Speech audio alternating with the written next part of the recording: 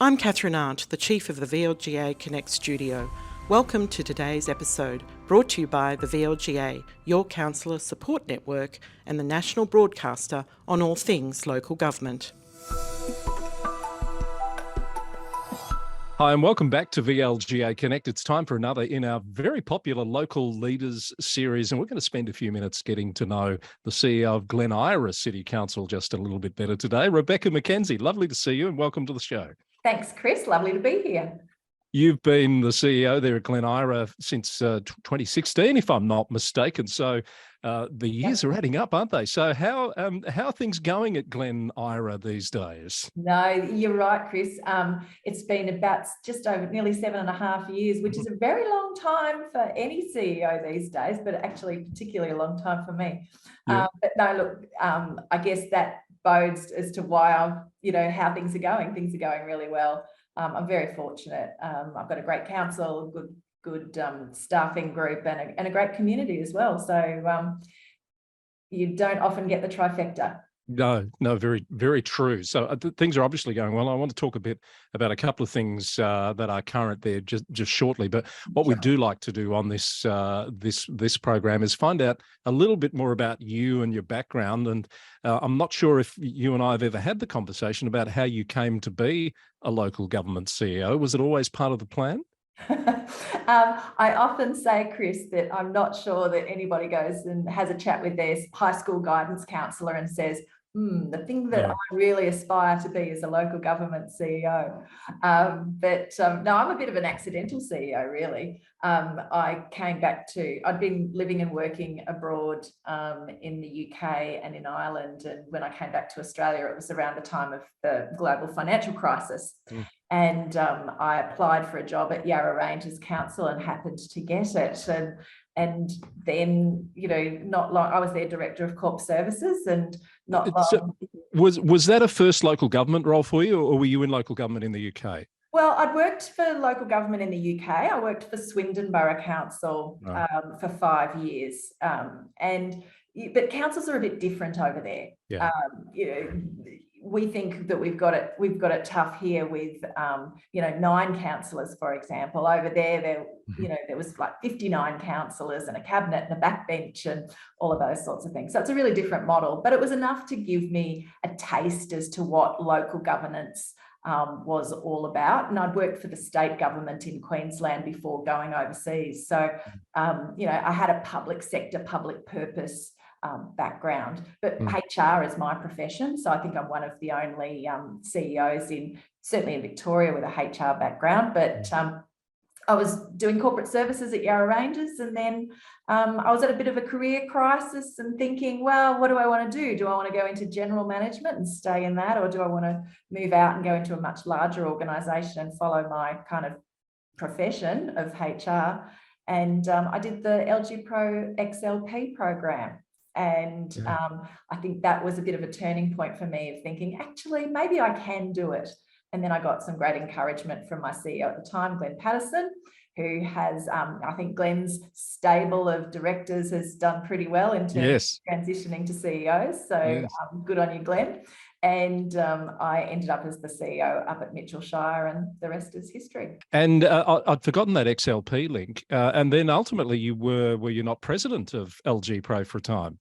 I was on the board of LG Pro for 6 years and president and vice president, I think, for about 4 of those 6 years. So it was a really great time for me. I really loved, the reason that I joined LG Pro in the first place was because I'd come to the sector without necessarily having a great network. I hadn't grown up in the local government sector in Victoria, and so I needed to build my networks, build my knowledge and understanding of the sector, build my reputation. And so joining LG Pro and then getting onto the LG Pro board was a really important part of that. You mentioned having that HR background, and it is unusual. If we did an exercise looking at the backgrounds of all the CEOs at councils around the state, there'd be a lot of potentially engineers and finance, et cetera, maybe some planning, not so much that HR and organisation development space. What is the upshot of that, do you think? Does it make it any different for you with that HR background as a CEO than it would for someone who hasn't come from that stream? I like to think yes. It certainly permeates my approach. And it was probably one of the things that helped me to secure the first CEO job that I got, which was at Mitchellshire. Because when I went there, I was the 7th CEO in a 5-year period of time. So, the organisation, the council, the group, etc., was in a bit of a real state of flux, and relationship management and leadership was actually what they needed. And so the a number of the councillors at the time, fortunately for me, saw that was what they needed. And so that was why I was their successful candidate. And from there, then I was able to establish my kind of profile, reputation, success, and use that to then leverage into Glen Eira, where I am now. You're also the chair of Zoos Victoria, and I was interested to get your sense of how much of a challenge is that to balance a role like that that's so different to being a council CEO, given we know how all-consuming a council CEO role can be? I think it's good to have another string to your bow. And certainly at my stage of my career, I'm looking to, what my longer term will be. And certainly a portfolio career is part of that. But I actually think, zoos aren't that different to local government. They still have people, they still have properties, they still have, health and safety, finance, governance issues, all of that sort of stuff. It's just they have lions and tigers and bears. But I think it's great to see things from another perspective. And certainly being the chair of a public sector organisation, you do get the opportunity to kind of pivot your leadership and governance experience and to put it through a different lens. And I really love that about the opportunity that I have with Zoos Victoria. And I've been on the board there now for 5 years, and I've been the chair for 2 years. And it just feels like a nice thing to add to the portfolio. And I'm very fortunate. I have a great team behind me at Glen Eira City Council, and the councillors are very supportive of me, stretching myself and doing those things. Ultimately, at the end of the day, always council comes first if there's a conflict between the two, but there never has been, and it's been great. Do you find there are experiences or skills that are transferable or translatable that help you with one or the other? Yeah, certainly. Certainly political advocacy, relationship and stakeholder management, oversight of finances and corporate planning and all of those sorts of things. But also, when you're the chair of the board, you're also the leader of the team.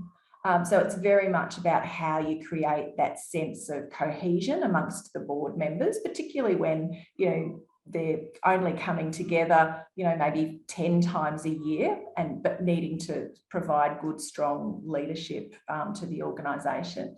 But also understanding that relationship and how important it is to have that good relationship between the CEO and the senior executive team and the chair of the board and the board itself, and navigating those relationships. You've got to have great respect for the different role and purpose. There's so many things I'd like to ask you about, Rebecca, in the time that we've got, and a couple of serious ones that I'll come to. But I did note, just as we've recorded this, you've announced that you're in the top % of the most aligned and engaged council staff. And already some other CEOs have said to me, where Glen Eira is where we're aiming to be. You must be so chuffed with that result. Tell me what that really means for you. Yeah, look, we are. We're delighted, and particularly when it's such a tough employment market at the moment. So, the opportunity to do some unashamed, promotion of what a great place Glen Eira is really valuable. But, we've had to work at that. Certainly, across those 7 years when I went to Glen Eira was a really great organisation. It was a very good organisation, but it was a very managed organisation. And so we've done a lot of work around how we, build culture, about how we empower people, investment in professional development, investment in communications and engagement and all of those things. And it's paid dividends. So, we're delighted. So where do you take that from here? Well, that's the trick, isn't it? Yeah. There's always more that you can do. Yeah. And certainly, some of the things that our staff were telling us was that, we can still do more around technology, and we can still do more around making sure that our sort of PDP processes and things like that work really well for people. So it's about continuing to build from that, but it's also, just about involving people in the journey and making sure that their voice is being heard. Quite often we do these surveys and things like that, and then, it comes around 2 years later and you do another survey and people go, well, you asked us 2 years ago and you haven't necessarily done anything with it. So it's about keeping that communication going too. We hear from people right across the sector that councils are carrying large numbers of vacancies at the moment. And it's not just local government. Recruitment at the senior levels is a particular challenge. How important is a result like this for you to be able to recruit people? And what does that situation look like for you at the moment?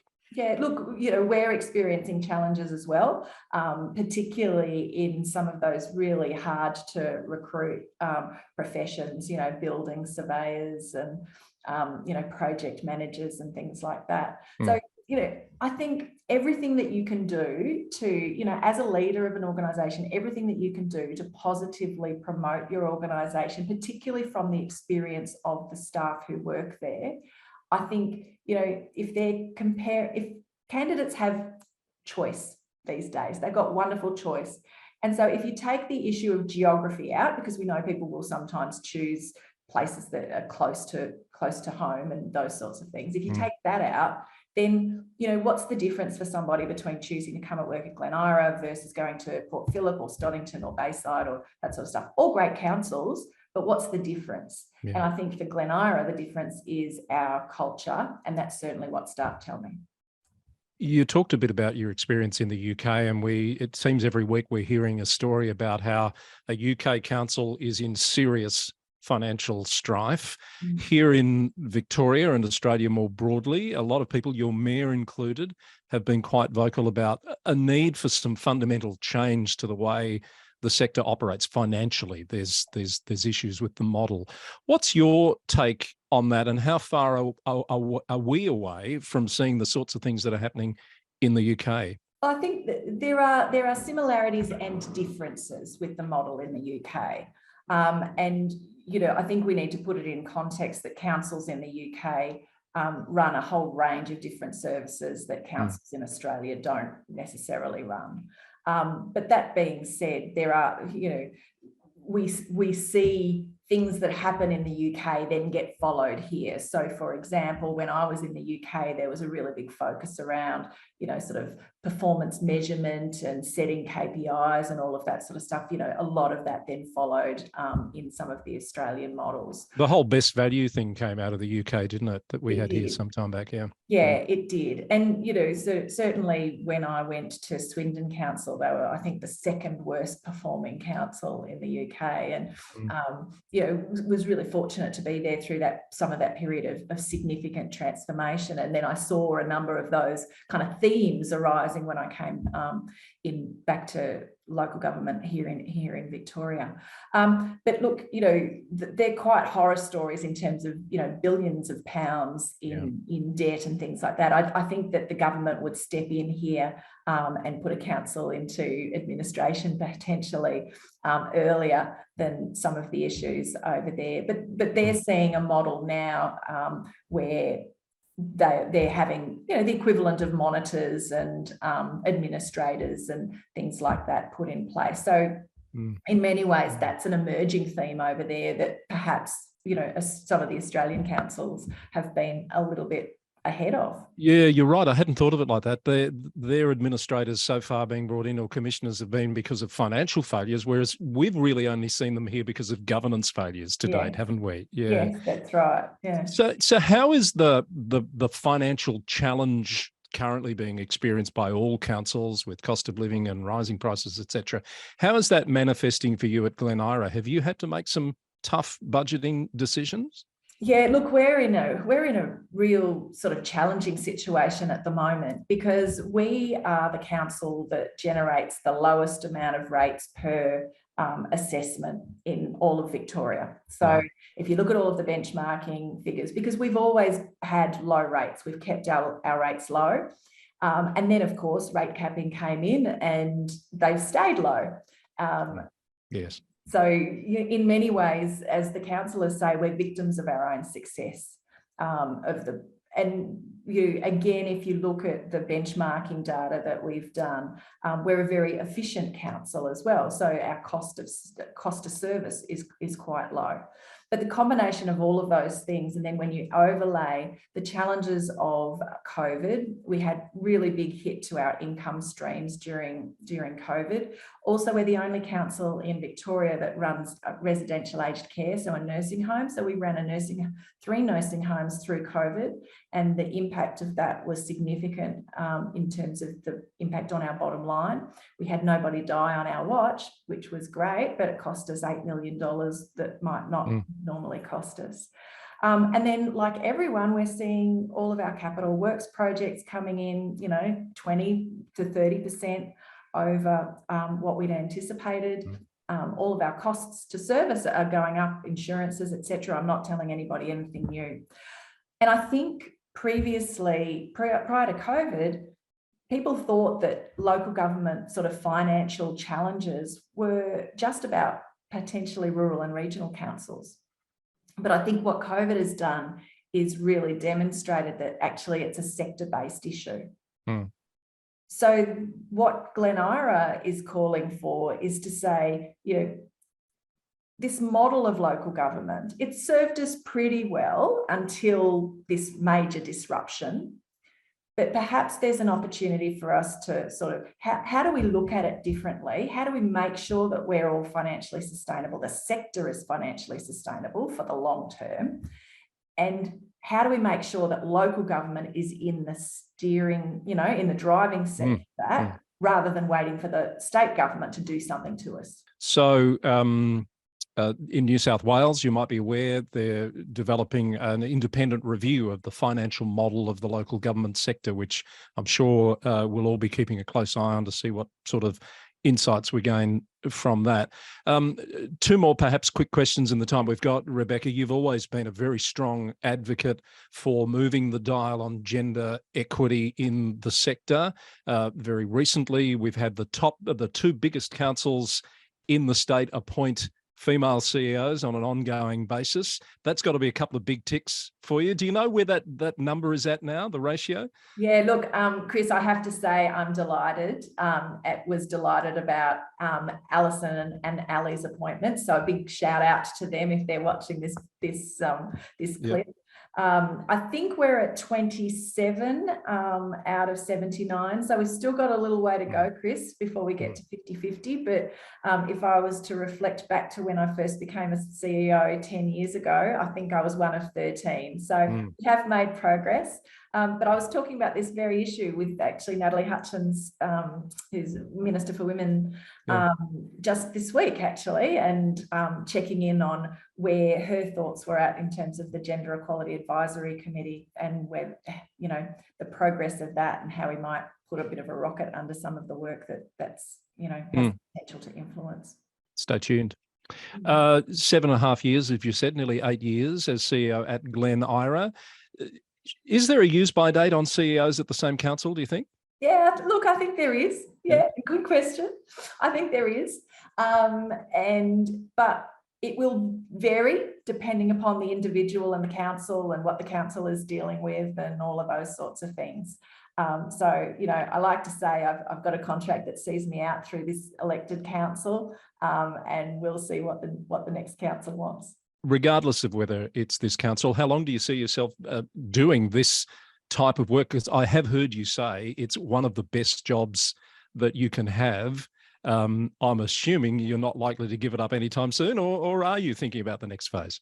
Oh, look, Chris, I think the local government sector is addictive.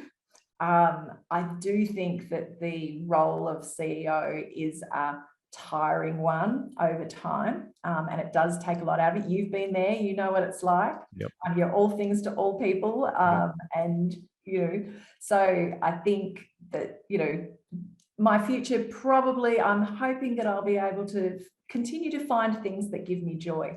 Excellent. And that'll probably still be about being involved in the sector in some way. I would certainly hope that's the case, and we could still have some interactions over the coming years. Thank you, Rebecca, for joining us on Local Leaders. That's been a great conversation. I hope you've enjoyed it as much as I have. It's been a pleasure. Thanks, Chris.